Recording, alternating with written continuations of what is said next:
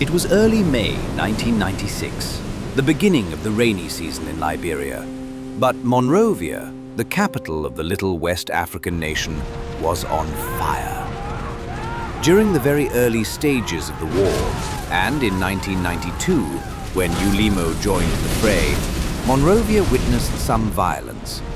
Otherwise, the city had remained relatively calm and stable until now. The mobilization of ECOMOG, the West African peacekeeping force, had kept rebel encroachment on the capital in check. The rebel groups had, however, remained active in the leeward counties, where they fought each other over territories and natural resources. It was evident that the war had entered a stalemate, yet warlords continued to perpetuate the fighting for selfish individual agenda. It was neither about ideology nor any coherent national interest. International bodies made frantic efforts to end the war. The Abuja Accord, signed the year before, had set the framework for a power-sharing arrangement that would lead to disarmament and elections. The warlords had left the bushes and moved to the executive mansion as co-presidents in an interim ruling council. Ordinary Liberians and the outside world had sincerely hoped that the fragile peace would hold and eventually take Liberia out of the quagmire of war. However, what was the guarantee that a coalition of former bitter enemies would succeed when among them there were still strong personal political ambitions? In the meantime, Monrovia enjoyed its uneasy peace until April 6, 1996, when a deadly realignment of warlords turned the city once again into a killing field. There was no love lost between Charles Taylor and Alhaji Kroma, but when it suited them, they joined forces to subdue their common enemy. Roosevelt Johnson, the leader of the breakaway Ulimo J, he had been accused of complicity in murder and other atrocities. The arrest attempt by the Taylor-Kroma alliance devolved into a ferocious spike in hostilities. It turned Monrovia upside down and left everyone scrambling for cover. There was a pervasive sense of urgency to leave. The signs were clear that the last pieces of the country called Liberia were finally falling apart. After April 6, 1996, everyone in Monrovia was either dead, wounded, leaving town, or finding a place to hide. And of course, there were the killers and the looters, blasting everything to smithereens. And then, there were those trying to lend a helping hand. It was total chaos.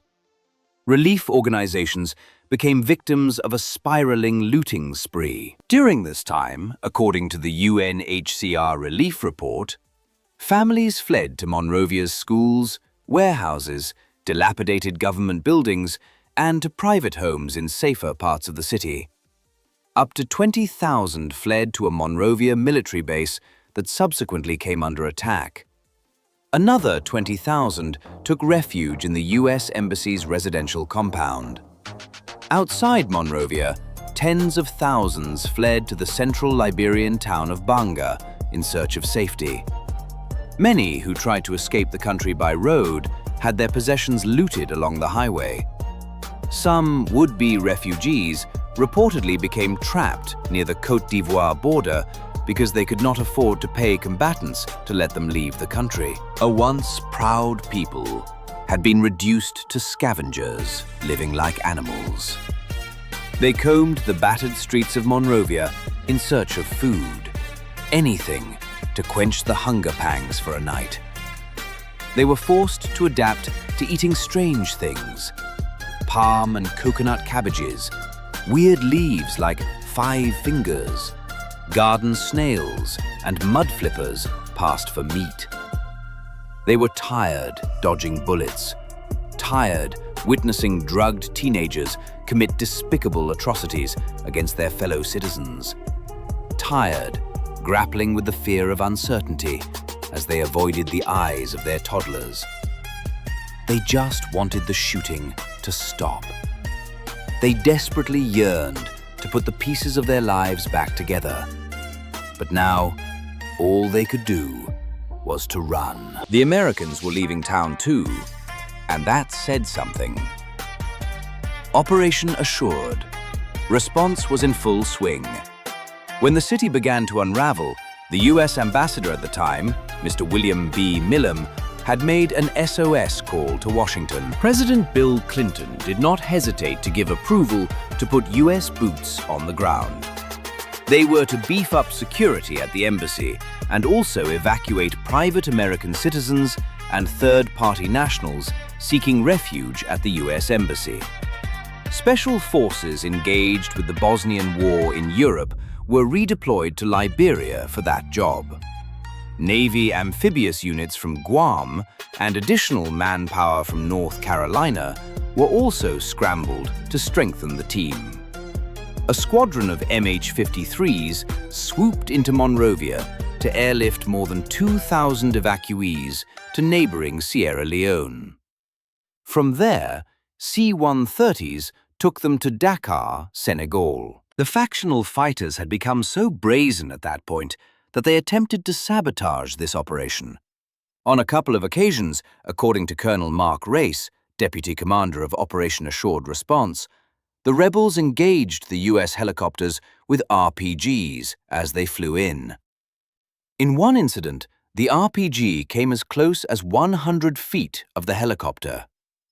Though the U.S. servicemen did not respond to such provocations on this occasion, on April 30th and May 6th, they returned fire with some casualty when factional fighters directly attacked the U.S. Embassy. The American Embassy was the only Western diplomatic mission that had remained operational during the course of the war so far. Through Operation Sharp Edge, there had been previous evacuations during the early stage of the war in 1990. But the intensity and urgency could not compare to what was happening now. Deploying about 4,000 service personnel to Monrovia attested to the gravity of the events unfolding on the ground. It made people even more nervous about the daredevil factional fighters rampaging across town. With Operation Assured Response, ordinary Liberians became even more resolved to leave. However, with no commercial flights out of the country and the danger of traveling treacherous land routes, the sea seemed like the only tenable option for those who could afford it or were daring enough to try. All roads led to the Freeport of Monrovia,